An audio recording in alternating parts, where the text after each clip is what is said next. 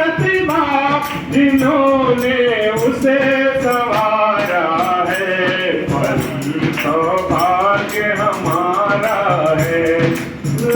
नारायण नर तन धर हमारे बीच पधारा है, स्वयं नारायण नर तन धर हमारे बीच पधारा है, स्वयं भगवान हमारे गुरु परम सौभाग्य हमारा है, स्वयं सौभाग्य हमारा है। कहने का मतलब हम अपने जीवन को ऐसा बनाएं कि गुरु को हम पर नाश हो सके, वो माने कि हाँ ये हमारा सच्चा शिष्य है। गुरुदेव अपने समय में कहा करते थे, बेटा बहुत लोग हमारी पॉकेट मार के चले गए। उसके पीछे वो कहने का उद्देश्य उनका ये था कि यानी बहुत लोग आए हमसे लाभ लेकर तो चले गए, परंतु उन्होंने बदले में कुछ नहीं किया, है ना। और गुरु से जो हनन करता है, गुरु से जो किया गया वादा जो आदमी मुकर जाता है ना, बड़े पाप का भागी होता है। बहुत ही शास्त्रों में उसको बड़े ही पाप का भागी बताया गया है। तो हम ऐसे पाप के भागी होने से बचें। अगर गुरुदेव का हमारे जीवन में थोड़ा सा भी कहीं योगदान, थोड़ा सा भी अगर कहीं योगदान है, तो हम भी अपनी जिम्मेदारी को निभाएं। हम भी अगली बार प्रयास करें कि डीजे पे हो तो कम से कम 5 लोगों को और बताएं, और आप जितने भी लोग आए यहाँ उपस्थित हैं कम से कम 5 लोगों को और बताएं।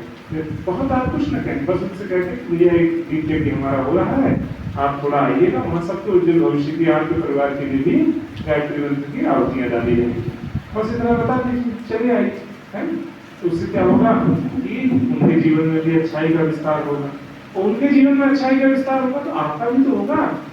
दूसरों का जो भला करता है, हमारे क्या कहा गया है, 4 वेद शास्त्र में लिखी है बातें 2, सुख दीने सुख होत है, दुख दीने दुख होत।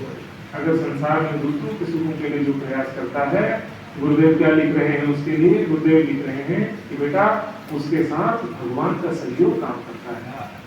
जो दूसरों के लिए काम करता है, जो भगवान की सृष्टि के लिए काम करता है, तो भगवान उसके लिए काम करता है। आप देखो द्रौपदी मैया ने जब भगवान को पुकारा तो आए कि नहीं आए?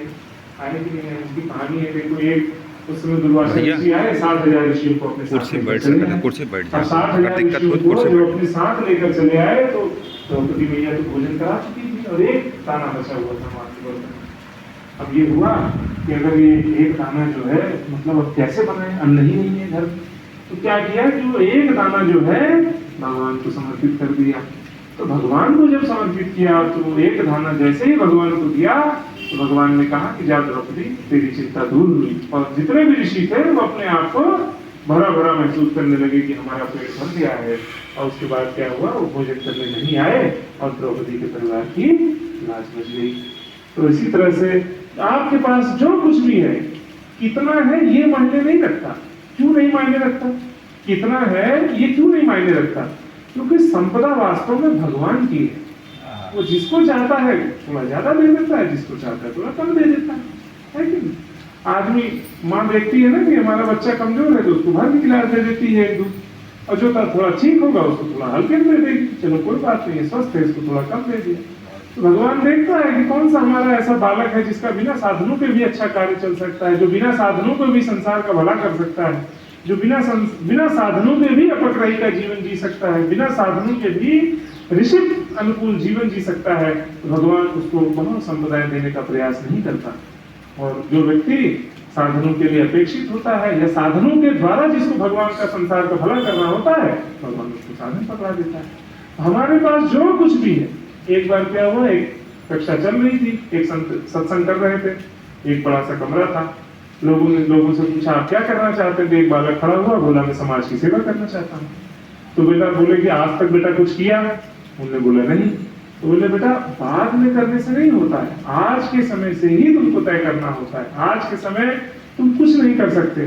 तुमने अपने रास्ते में आते हुए कहीं कचरा पड़ा देखा, उसको हटा सकते थे, उसको हटाया, उसी को हटा देते, है कि? जब तुम आ रहे थे, जितनी सीट पे तुम बैठ के आ रहे थे, तुम चाहते तो किसी और को भी आसानी से बैठा सकते थे, और बैठने दिए किसी को। महिलाओं को देखते हैं अक्सर जो है, माता बहनों नहीं क्षमा करेंगे, उनको नहीं कहते, सिर्फ पुरुषों को भी देखते हैं। तो माता बहनों को ज्यादा देखते हैं क्योंकि वो कम यात्राएं करती हैं। जैसे ट्रेनों की यात्रा होगी तो पूरी सीट सेक लेंगी, बैग भी रख लेंगी, उसी में बैठ भी जाएंगी, लेट जाएंगे। अब लोग आ रहे भैया उठिए उठिए उठिए उठिए, वो कह रहे हैं नहीं हम वहाँ पे पहले बैठे। अरे 1 घंटे की यात्रा ही तो है, थोड़ा सा जगह दे दीजिए, आप भी बैठिए, वो भी बैठ जाएंगे, चले जाओगे, तो जहाँ जाओगे वहाँ लेटो ना। जो ट्रेन 1 घंटे की है उससे इतना मोह जोड़ रहे हो, है कि नहीं? जिस ट्रेन से अभी थोड़ी देर बाद उठ जाना है, तो संसार का मोह सोचिए आदमी कितना गहरा है। सोच के देखिए, जब एक घंटे की ट्रेन से आदमी अपनी इतनी बुद्धि को लड़ा ले रहा है उसमें, 4 लोगों से लड़ जा रहा है, तो हमको क्या करना है? भगवान से जोड़ना है। अपने आप को किससे जोड़ना है? भगवान से जोड़ना। भगवान से जो जुड़ जाता है ना, उसकी क्षमता ठीक वैसे ही हो जाती है। आप आग के साथ बैठोगे तो गर्म होगे कि नहीं होगे? ठंडे तो नहीं होगे ना। फ्रिज का पानी पियोगे तो पेट में ठंडक आएगी, गर्मी आएगी, ठंडक की तो आएगी ना। तो भगवान के पास गुणों का समुच्चय है। भगवान क्या है? अनंत गुणों का सागर है। तो इसीलिए जो उसके निकट बैठेगा, जो उसकी आराधना करेगा, जो उसके बताए गए जीवन के आदर्शों पर चलेगा, अपने आप उसका जीवन अच्छा होता चला जाएगा। अपने आप वह भगवान के समान पूजनीय हो जाएगा। एक बार क्या हुआ कि एक महिला बैंक में गई, तो अब जो आए सब उससे बोले अरे मास्टराइन नमस्कार। फिर कोई बोले ओ मास्टराइन ठीक हो, है ना? और मास्टराइन बड़ा दिन बाद आज, जब जो बोले और मास्टराइन और मास्टराइन और मास्टराइन, हर यही बोले और मास्टराइन।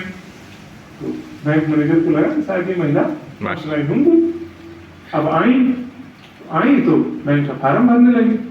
जब फार्म भरने लगी तो उन्होंने कहा कि यहाँ दस्तखत करिए।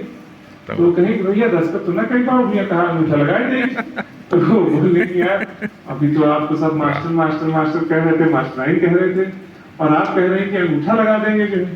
तो बोली अरे हम नहीं, हमारे वह मास्टर है। तो कहने का मतलब ये है कि देखो आदमी ने, एक स्त्री ने एक मास्टर से शादी की तो मास्टराइन हो गई। क्या बात है। एक गंवार स्त्री आती है, एक घर के किसी नगर के किसी सेठ के साथ विवाह कर लेती है, अगले दिन से क्या हो जाती है? नगर से सेठाइन हो जाती है।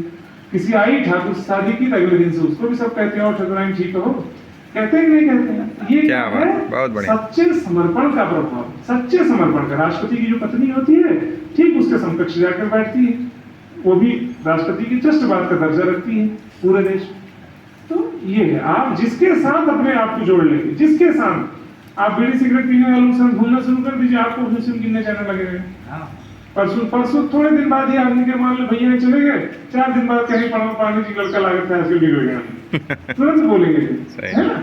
और ये आप अच्छा काम शुरू कर दीजिए, कहेंगे यार बताइए पांडे जी के बेटे जो है वो भी बच्चा है, जो है कॉलेज जाता है, इतना काम करता है, वहाँ देखा 4 बच्चों को अलग से पढ़ा रहा था, निःशुल्क जाके पढ़ाता है। तो आप जो काम करते हैं समाज में उसका प्रभाव पड़ेगा ही पड़ेगा, आप उससे दूर नहीं रह सकते। हमको अपने समय का नियोजन बहुत ढंग से अपने जीवन में करना चाहिए। समय का जो नियोजन है बहुत ही अच्छी। गुरुदेव समय के विषय में जब बोलते हैं ना तो 4 बातें बोलते हैं। सबसे पहली चीज समय के विषय में हर कोई व्यक्ति को याद रखना चाहिए। लोग क्या कहते हैं ना, अक्सर यही कहते रहते हैं अरे समय बहुत महत्वपूर्ण है, समय महत्वपूर्ण है, समय बहुत महत्वपूर्ण है। अरे समय तो महत्वपूर्ण है, परंतु उसके आगे भी कई बातें आती हैं। ये तो सिर्फ पहली बात है कि समय महत्वपूर्ण है। दूसरी बात क्या है? दूसरी बात होती है कि समय के रुख को पहचानना। ठीक, ये समय अभी किस धारा में जा रहा है।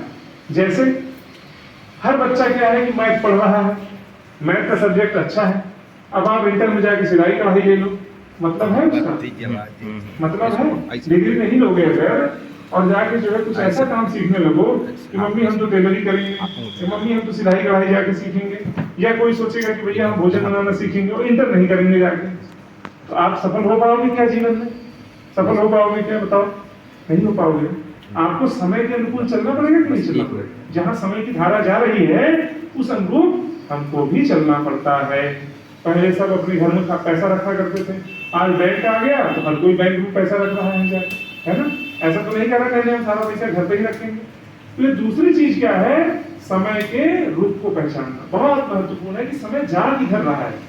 तो अभी का जो समय है ये समय लगातार बदल रहा है। गुरुदेव ने कहा कि बेटा ये समय बदल रहा है, कीशी छड़ी उज्जवल भविष्य। और उन्होंने कहा कि मैं अखंड दीपक जो मैंने सन 1926 में जलाया था, आने वाले 100 वर्षों में तुम देखोगे कि समाज बहुत तेजी से परिवर्तन होता चला जाएगा, बहुत तेजी। और ऐसा समय जब चारों ओर से ज्योतिषी कह रहे हैं कि विध्वंस होगा, विनाश होगा, प्रलय होगा, अलग अलग तरह की भविष्यवाणियां कर रहे हैं, उसमें परम पूज्य गुरुदेव अकेले खड़े होकर बोलते हैं 21वीं सदी उज्जवल भविष्य, 21वीं सदी उज्जवल सदी, 21वीं सदी देव भविष्य। यानी आने वाला जो समय है, एक वंश, एक परिवार बन के पूरा समाज रहेगा, नर नारी एक समान, एक पिता की सब संतान। आने वाला जो समय है वो इसी तरह से होगा। हर व्यक्ति समानता का अधिकार रखेगा, हर व्यक्ति अपने आप को समान। आज देखो ठीक उसी तरह से आप जैसे पहले क्या था, महिलाओं को चुनाव लड़ने का अधिकार नहीं था, लड़कियों की नहीं लड़ती, हर तरह के अधिकार लगातार बढ़ते चले गए। आप देखिए पहले क्या था कि जाति प्रथा बहुत ज्यादा थी, आज देखो क्या है, जाति प्रथा का कोई प्रभाव हमारे समाज में नहीं है। तो हम सबको धीरे धीरे क्या प्रयास करना है कि समय के रुख के अनुसार पकड़ना है, अपने आप की गति भी उससे मिलानी है। अब तीसरी चीज क्या है, समय का रुख आपने पहचान लिया, ठीक।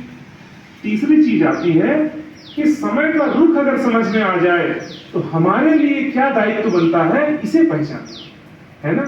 अब समय का रुख तो बहुत कुछ चल रहा है ना, समय के रुख में तो बहुत से परिवर्तन आ रहे हैं, पर आप क्या करोगे भाई। समय के रुख में जो है सरकार जो है लोगों को व्यवसाय की ओर बढ़ा रही है, तो क्या हम कक्षा 10वीं में ही जो है सामान वामान लेके जाए, बाजार ठेला लगाएंगे भाई। इसमें क्या है, अपना दायित्व पहचानना, मेरा क्या दायित्व बनता है। आपका दायित्व वह है जो कर्तव्य आपके सामने आ जाए, जो परिस्थितियां आपके सामने आ जाए वो आपका दायित्व है। तो अपने दायित्व को सही सही समझ पाना कि वास्तव में भगवान ने मुझे किस लिए बनाया है, मेरे अंदर क्या भगवान ने गुण दिए हैं, मैं किस तरह से समाज का भला कर सकता हूँ, कौन से गुण ऐसे हैं जो समाज में रहते हुए मेरे अंदर विशिष्ट हैं। तो ये तीसरी बात है, समाज के समय के अनुसार अपने दायित्व को पहचानना, ठीक।